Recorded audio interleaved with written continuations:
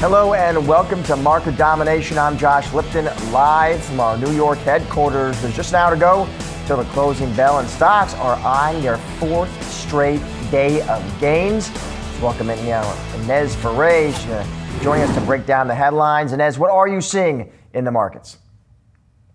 Well, Josh, we are looking at the major averages, which are in the green, as you mentioned, headed for their fourth straight day of gains, with the Dow up about 0.8%, the S&P 500 also about 0.8%, and the Nasdaq up nearly 1%. In fact, if we continue with this pace on Friday, since tomorrow the markets will be closed, then this would be the first week in 4 weeks where the Nasdaq is positive. So it would snap a 3-week losing streak. Taking a look also at where we're at under the hood with equities.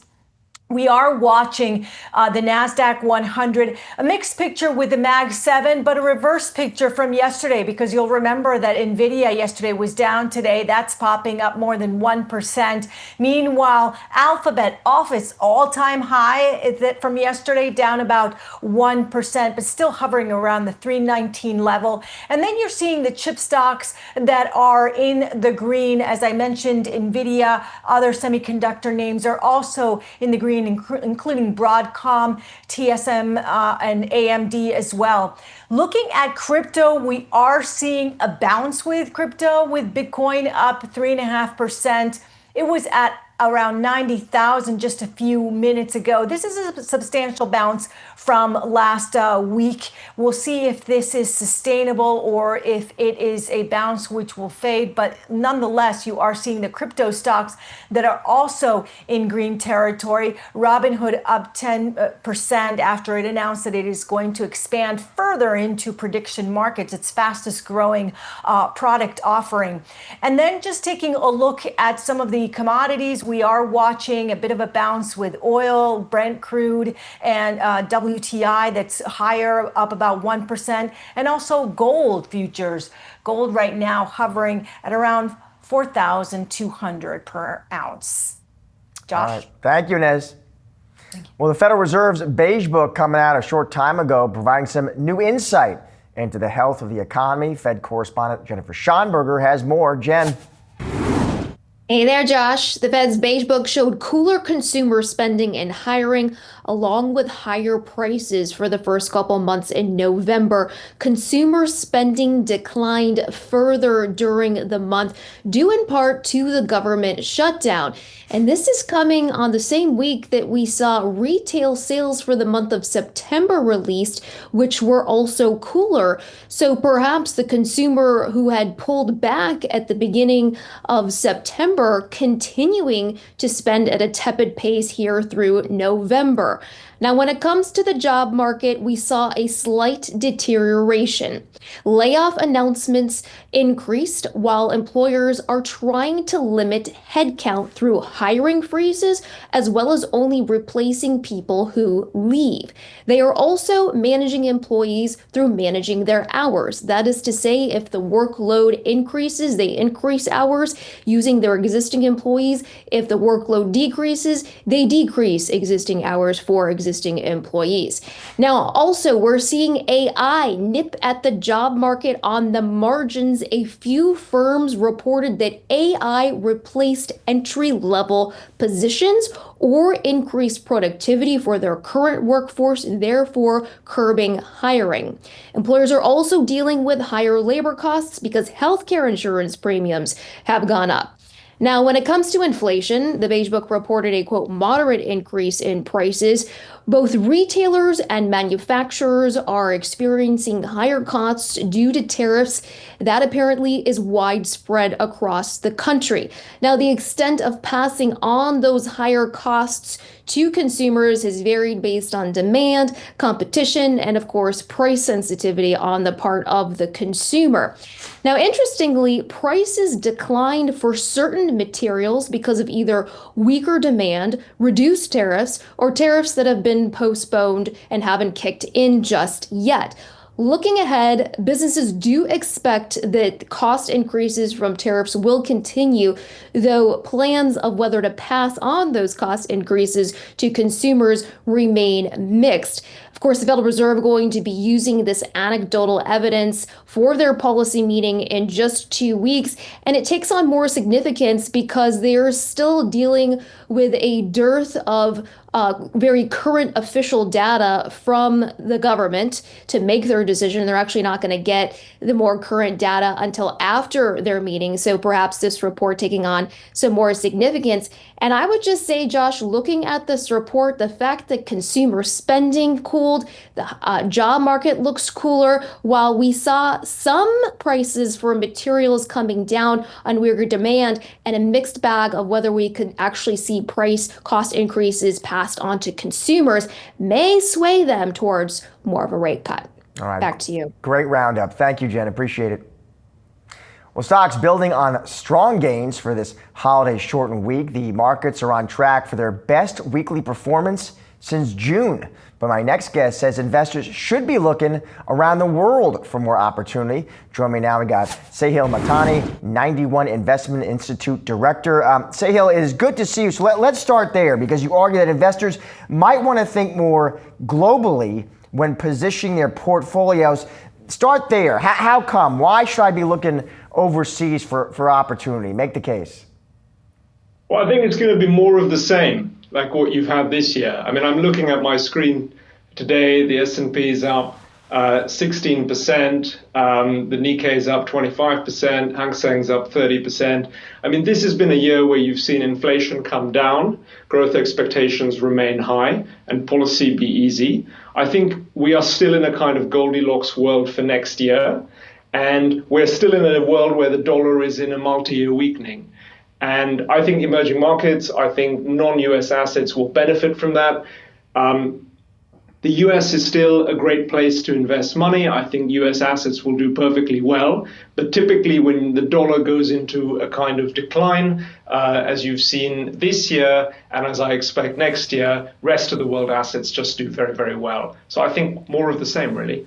So, Sahil, let me ask you, if I'm looking overseas for opportunity, where am I looking? Can we get more specific? Which regions, country, sector would you say, hey, these stand out on valuation and earnings momentum?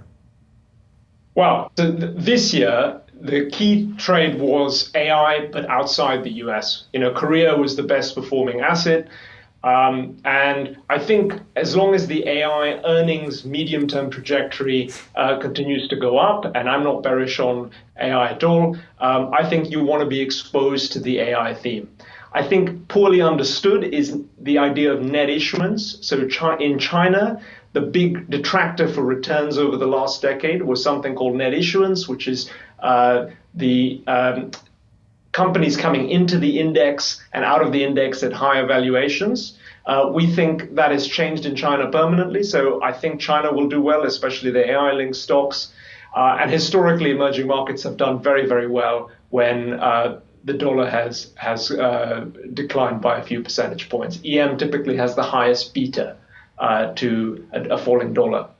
Can we say, Sahil, just broadly, how much international exposure, in your opinion, is appropriate for most portfolios? Yeah, it's a good question. So I think you need to think in terms of cycles. There are cycles when US assets do very, very well. We've just been in one of those cycles. There are also cycles like from 2002 to 2011 when non-US assets do very well. I think we're in one of those cycles. So you want to have a bigger than market weight to those assets. Last year, US assets touched nearly 70% of MSCI World.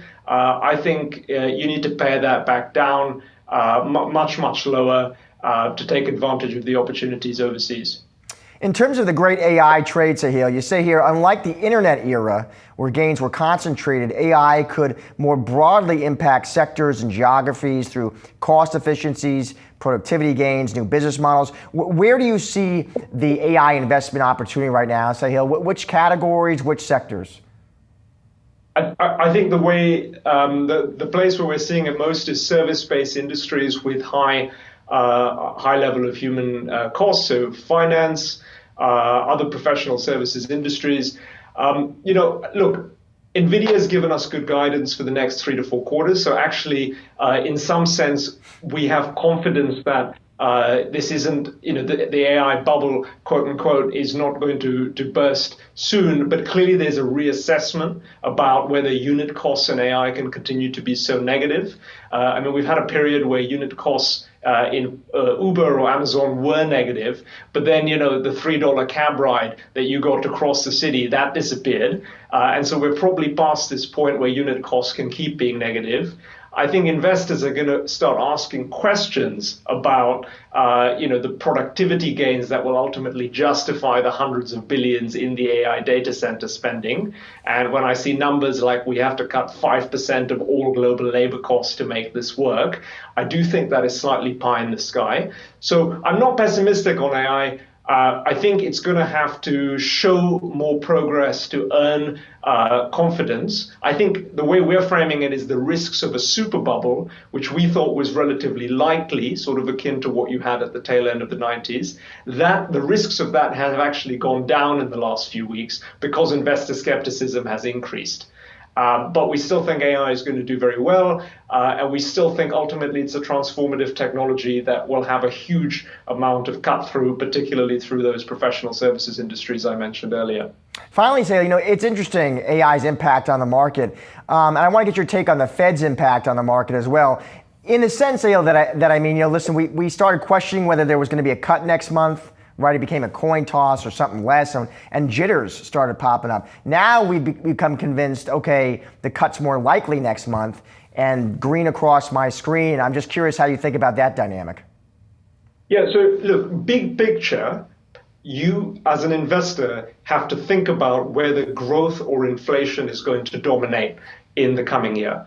If inflation is going to dominate, then your bond equity correlation goes positive and it becomes harder to earn bonds. And if growth is going to dominate, then actually things are relatively assured and you can own bonds and equities, and actually that should be a benign environment.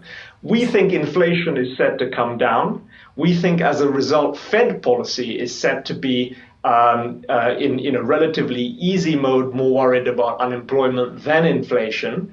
And as a result, we think the Fed is going to cut in December, cut a few more times next year. And we think 2026 is a good year. It's a year where bears get slaughtered again. And that's how we think about it. So you have to start from the kind of underlying growth and inflation dynamics and then think about policy. Sahil, great to have you on the show today. Thank you, sir.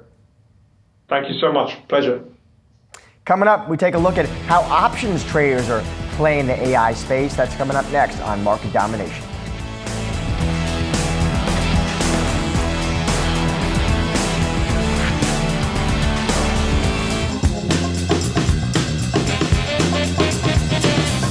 It's that time of year when everybody's hunting doorbusters and bargains, but while you're fighting for half-price air fryers, there is another clearance aisle hiding in plain sight. That's going to be value stocks. And that's what we're digging into on today's Stocks in Translation. Cheap names with real earnings power, showing you how to build your own holiday stock shopping list with the Yahoo Finance data and tools. Let's start with what a value stock is. It's a stock priced low versus its earnings, its assets, or its cash flow, leaving room for upside if expectations improve. Think of it as a good jacket on the sale racket. Nothing wrong with the fabric, it's just maybe out of favor or in the wrong size pile. But if the fundamentals hold up, you're basically paying less than full price for the same underlying business. But every sale rack has its studs. And in the stock market, that is called the classic value trap. Now that is a stock that looks cheap, but keeps falling because their business is deteriorating, and not just because Wall Street sentiment is temporarily negative. Maybe earnings are starting to roll over, maybe the industry is shrinking, or maybe the dividend is about to be cut. On screen, it looks like a steal, but you soon face regret. So be careful, because in stock picking, there are no returns. Now, let's build a shopping list using the Yahoo Finance Screener. You can find a great preset just by searching Yahoo Finance Screener and clicking on Undervalued Growth Stocks. And here we have some of the categories here. Over 100 names are going to pop up in the results. So let's check in on the filters it's using, then we can whittle down that list. So it starts here with a trailing price to equity ratio from 0 to 20. So you're basically paying under $20 for each dollar of last year's profits. It uses the so-called PEG ratio at a setting of below 1, which means that the price is low compared with how fast earnings or profits are growing. It requires earnings per share to be at least 25% above 1 year ago, so we're not buying total laggards. And it limits the baskets to companies listed on the NYSE or the NASDAQ, just the major US exchanges. Now here's the basket that I ended up with, and we're showing year-to-date returns here on this heat map. I took out all the companies under $1 billion in market cap, and I'm looking for companies paying a nice dividend so that you get paid even if the stock price goes nowhere. You can do this by sorting or filtering for forward dividend yield, but always research the dividend situation of a company because too good to be true usually is. When a stock price gets beaten down, the dividend yield goes up, and it can look huge on the screen. Sometimes it's a real doorbuster, sometimes it's a sign that the market expects a dividend cut. Now, let's take a look at two of the bigger names. Take Pfizer here. It looks like a classic value trap, and I'm going to put this on a 5-year so you can see the performance. This is after its stock COVID business fell off a cliff and the stock price dropped. So it's down 3% this year, and the company still pays a hefty dividend around 6 to 7%. But cash flow is tighter as it spends to rebuild the drug pipeline, which is why the PEG looks weak. It's real income today with real questions about longer-term growth. Then let's take a look at Ford here, which is cyclical value, tied to the US economy with a big sticker yield around 5 to 6%. It pays a regular dividend, but profits are under pressure from EV losses and a choppy auto cycle. And also guidance has come down. Its negative PEG ratio tells you that Wall Street expect earnings to shrink, not to grow.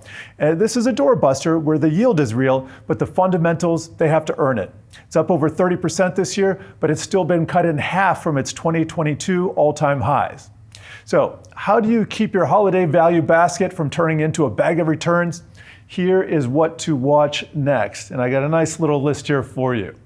First, you want to watch out for earnings results and guidance. Are the profits still growing, or are they starting to roll over? Then look for dividend changes, hikes, pauses, cuts, because the income line is often the first place stress shows up. Next, check in on your basket and how it's doing versus the S&P 500 or the NASDAQ over time. And finally, watch for changes in interest rate expectations and chatter, because shifts in rates can swing the pendulum between value and growth. And tune into the Stocks in Translation podcast for more jargon-busting deep dives. New episodes can be found Tuesdays and Thursdays on Yahoo Finance's website or wherever you find your podcast. Wall Street looks to keep rallying here after a tumultuous couple of weeks, and with the artificial intelligence trade getting another boost amid enthusiasm over Alphabet's AI moves, we're looking at how to play it all in the options pit, sponsored by Tasty Trade. Joining us here to discuss is explosive options technical analyst. That would be Bob Lang. Bob, always great to see you. Maybe start, Bob, high level. You know, we're already seeing 2026 price targets for the SPX getting bumped up, Bob. Just broadly, how do you want to be positioned as we head into year end here? Great to see you, Josh. Quick happy Thanksgiving to you and the team over there. So I think we want to be positioned bullishly into the end of the year. And I will tell you, because seasonal trends are bullish here into to the end of the year. We go through there's a seasonal bullish trade during the after Thanksgiving, post-Thanksgiving, and then of course Santa Claus rally comes in the last 5 trading days of the year and the first 2 days of the new year. So traditionally very bullish for investors. Now after that, January, everything else is on the table there. So we may see something different. We may see a little bit of a reversal, but for now, I think it's really smart to be positioned bullishly, especially after this last sell-off that we had towards the beginning of November. Bob, I want your thoughts on Bitcoin as well. Of course, we had the big drawdown, higher right now, knocking on 90. You know, there may be investors watching this, Bob, right now. Maybe they're not as price sensitive. They want exposure. What's the options trade, do you think? So I think with Bitcoin here, we have to pay attention to the correlation, the connection that the Bitcoin has with the rest of the stock market. Now, if you recall back in late 2024, just before the election and afterwards, we saw Bitcoin really take off, and we saw the markets move up as well too.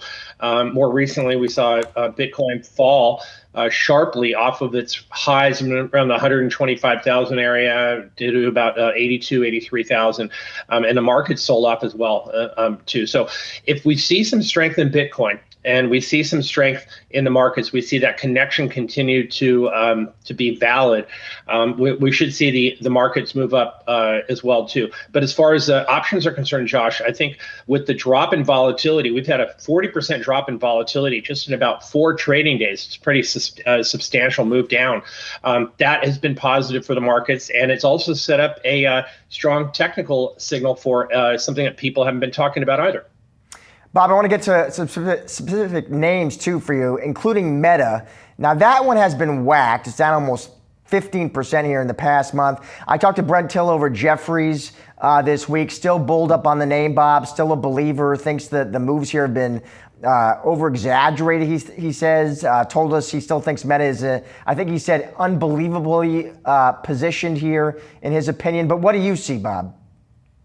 Well, as far as the charts are concerned, I see that stock came down to about the 680 level, Josh, and it's bounced off of that level nicely for the past 4 or 5 days on pretty strong volume. It tells me that sellers are pretty much done with this, with the selling in this stock. If we come back down and test that 680 level one more time and it holds there and we bounce off of that level, I'm going to have extremely strong conviction in the stock, and that the stock's going to move right back up again. Is it going to go back to old highs anytime soon? Probably not, but certainly could see a bounce back up to the 700 level, 690 to 700 level, which is about the 50-day moving average. 200-day moving average, of course, is right above where it is right now. It's about 675 right now. So still, a nice profit into the end of the year. I think we can make a run up to that 50-day moving average quite easily. Actually, stock had a really strong day on Tuesday, and it's a follow-through day from Monday. So I like that. I like that follow-through. It did get oversold, of course, on Friday, Josh, and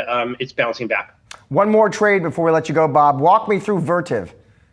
Vertiv, it's a power and cooling company, IT solutions. It's a major player in the AI data center area. The stock was pounded recently. It really came off of the highs of about 204 all the way down to about $145. But it's a high flyer. It's got a lot of momentum in it. It's a high beta name, and which means that it's going to move a lot up and down. It came back down to about the 50-day moving average, fell right through it, and it's bouncing right through it right now. It's about right over the 20-day moving average. This is kind of an area where the stock is going to stall. It may pull back a little bit to the 165 area. So I would say pull the trigger right there at 165. I see a good play here being a February call option, the 170 strike. Paying at about $20 right now per contract.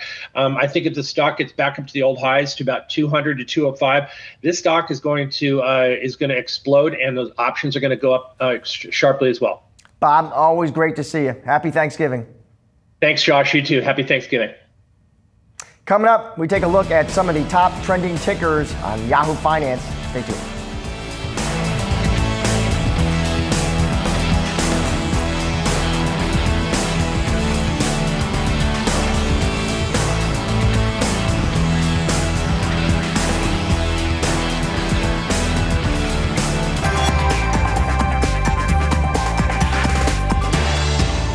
Now time for some of today's trending tickers. We're going to start here with Tesla. That stock rising following a social post from CEO Elon Musk. Musk posting on X that the company's Austin, Texas robo-taxi fleet should roughly double next month. This comes after Musk's social post over the weekend where he touted Tesla's AI chips, saying the company will build chips at higher volumes than all other AI chips combined.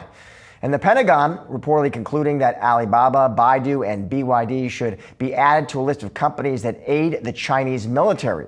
However, it is not clear whether the companies have been formally included in the Pentagon's list. According to Bloomberg, the suggestion was in a letter to Congress sent roughly 3 weeks before Donald Trump and Xi Jinping agreed to a broad trade truce. And lastly, shares of Deere, they're dropping after its fourth quarter results. Company topping earnings estimates, but its outlook falling short of expectations. This comes as uncertainty continues to surround the timing for a recovery in the U.S. farm economy. CEO John May saying in a statement that looking ahead, they believe 2026 will mark the bottom of the large ag cycle. Well, tech stocks are driving the market rally once again after a down few weeks for the cohort. So how do you parse which names are the ones to own at current levels? Well, Wedbush Managing Director and Global Head of Tech Research, Dan Ives, joined Opening Bid this morning to share his list of 10 tech stocks to own and explain why he doesn't believe we're in an AI bubble. I just came back from Asia, was there 3 weeks.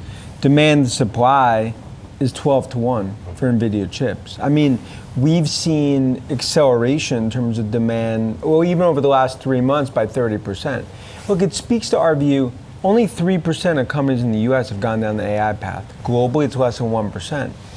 Still very early in this AI revolution, but again, it's easy to call it a bubble from 25th floor of a New York City office building or on Metro North, but when you're actually seeing it in the fabs in Taiwan, you have a much different perspective. And important, I should note, Dan didn't just become an analyst like yesterday. He's been doing this for many years. And you mentioned in this report that you also worked through the 90s, during that tech bubble. Mm-hmm. What is the difference between today and then late 90s? Yeah, you've talked. Obviously, we both for decades have been doing this.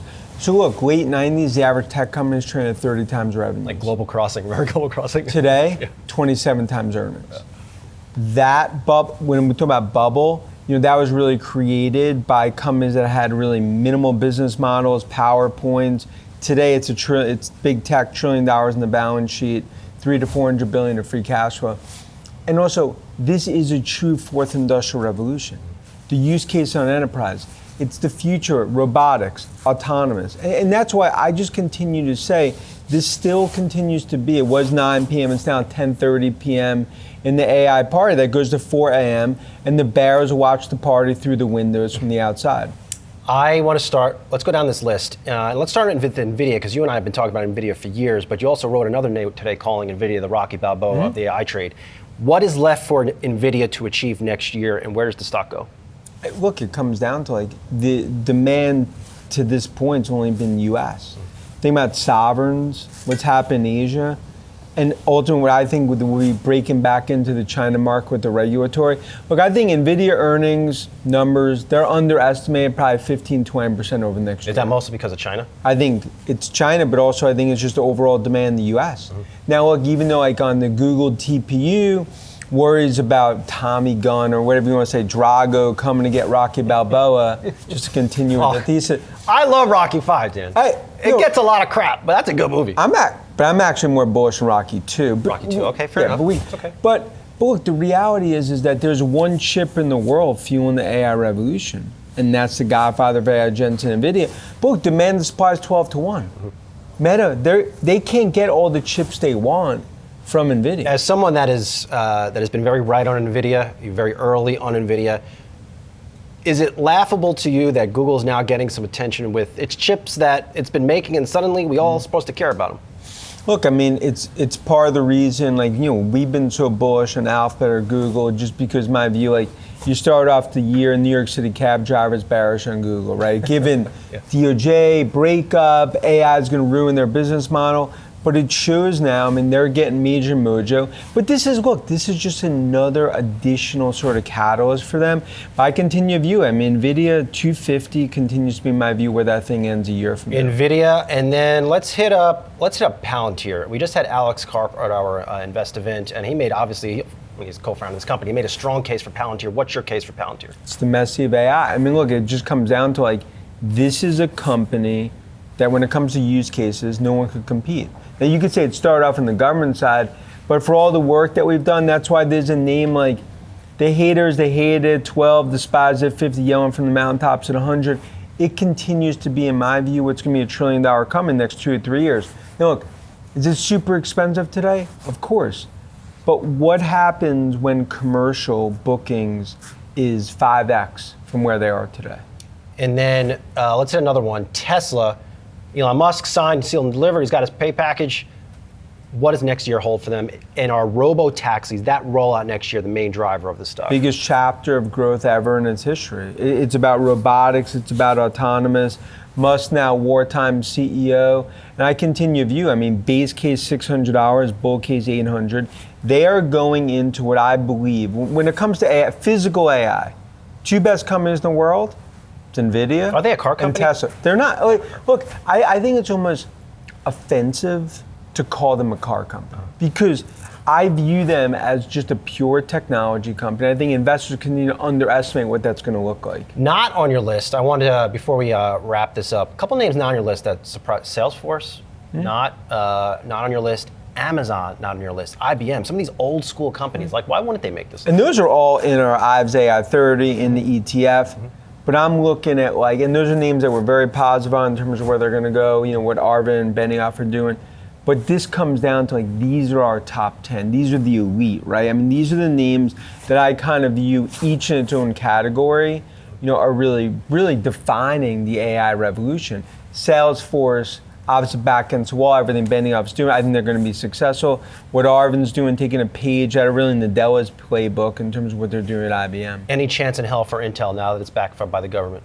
And NVIDIA. I mean, look, you're popping champagne going Thanksgiving as an Intel shareholder, and you have to give them credit, right? I mean, they are now part of the AI revolution, given NVIDIA, given the Beltway, and now it's still ever uphill battle in terms of innovation, but they're in a much different situation than where they were a year ago. Lastly, Dan, how concerned are you on how entrenched OpenAI is really to this entire ecosystem? It's like having too much Peter Luger steak. I don't I love Peter Luger, man, but I guess that's your point. The point is it's not a bad thing. Even though Oracle, Microsoft, you want it. They're foundational to what they're doing. And I get the words circular deals. That to me, they continue to be foundational to where I view the AI revolution. So I don't view anything that's negative because it's my view we are still top of the third, one out in terms of this AI game. Are you the big steak guy at Peter Luger? Are you that guy? I mean, do you share your steak? No, I share the steak, and I'm not the I'm sort of middle of the table type guy. But some good wine. But again, would I rather be Peter Luger's or I'd rather be in the White Castle sort of drive through 4 a.m. Coming up, I'm joined by Zscaler's CEO. We're going to discuss their latest earnings report, restructuring plans, and a whole lot more. Don't go anywhere.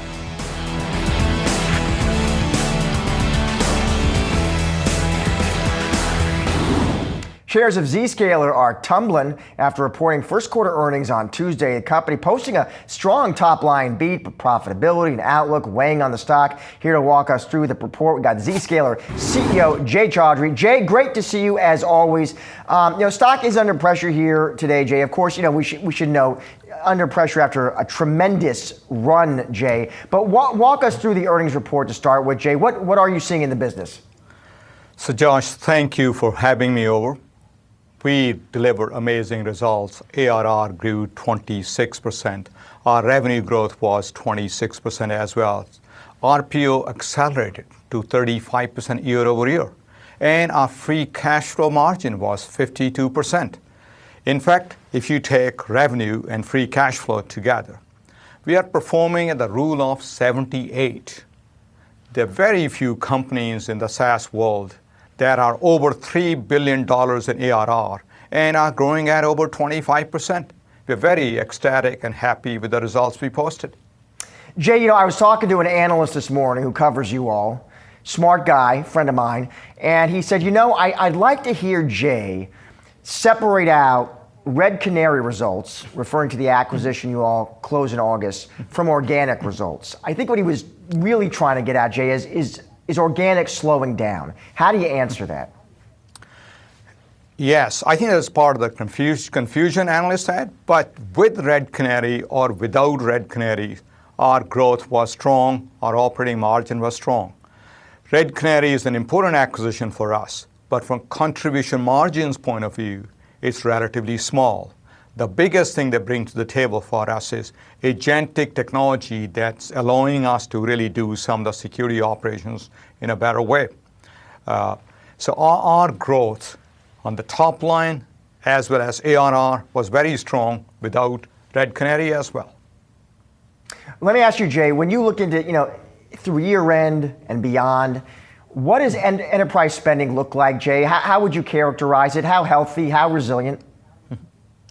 So the macroeconomics haven't changed a whole lot. The market is tight, budgets are tight, there is deal scrutiny on large deals, but there are two situations where you can get the deals done and do the kind of growth we have done. Number one, enterprises care about cybersecurity, and especially now with cyber, along with AI security becomes a very important part.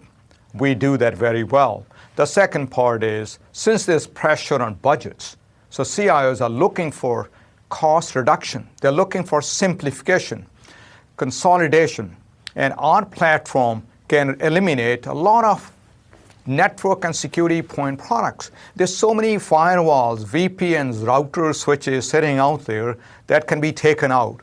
We do that. So by combining great security with zero trust architecture and meaningful cost savings, we got a strong pipeline and we are getting deals done. That's really what's showing up in our results. I want your take, Jay, also on the competitive landscape, the competitive environment. Is it getting more competitive at that enterprise layer, Jay? I ask because, hey, there's Palo Alto, CEO Nikesh Arora, very smart, impressive guy like yourself, Jay. He's out there making noise, making moves. You got Netscope in the mix. What do you see? So from our point of view, our brand has gotten better and better. When it comes to high-end enterprises, they understand zero trust architecture. They understand security very well. In my view, the competition has become less on the high end of the market. You talk about firewall companies. Firewalls are not zero trust architecture. The zero trust were invented because firewalls have failed to secure enterprises, and so many companies are getting breached. So comparing Zscaler to firewall companies is like comparing an electric car to an internal combustion engine car.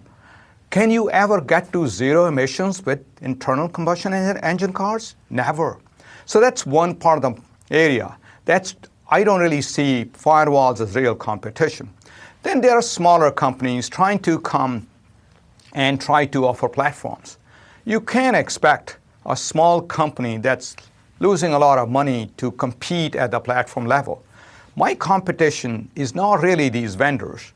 If I face something, I face inertia, lack of education, lack of awareness, because when you go to a new technology, you need to educate the customer market, and we're doing a good job in that area.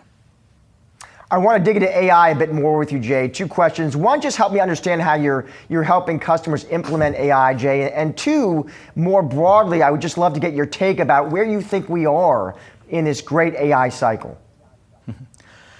Every CIO I talk to is trying to take advantage of AI. They're building applications, models, they got use cases, and early results are pretty positive. There may be some hype about it, but AI is happening and every CIO is pushing for it. In fact, it's on the agenda for CEO as well. But as they do it, cyber becomes a big worry for them, and that's what they talk to us, saying, how do you secure my AI applications? We got a number of products in that area, starting from red teaming, starting from guardrailing to agentic exchange. So that's one area we help them with. Also, to do good AI security, you need a good foundation of zero trust. We do that as well. Now, where are we in this journey? Pretty early stage. But we're beginning to see AI-driven threats and attacks happening. There's a deep fake a year ago. Recently, one of these AI companies, their agent was hijacked. A lot of these threats are happening. So AI is actually becoming a catalyst for the security business, and we are getting ahead of it to make sure we secure our customers. Jay, I'm also curious what kind of impact AI is having on your own company. Jay, what are you seeing impact in terms of in productivity, headcount? Walk me through it.